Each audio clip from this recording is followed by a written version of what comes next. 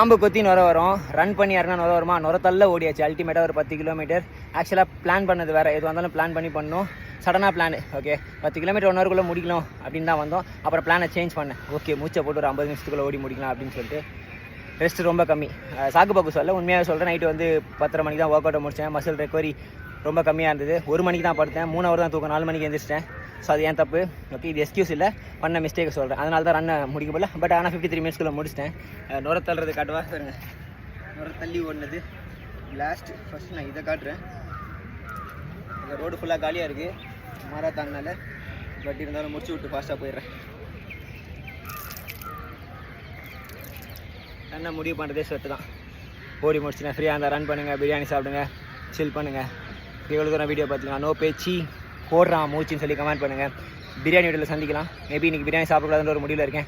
Will see, இல்லைனா Monday my day மதியில் சந்திக்கலாம்.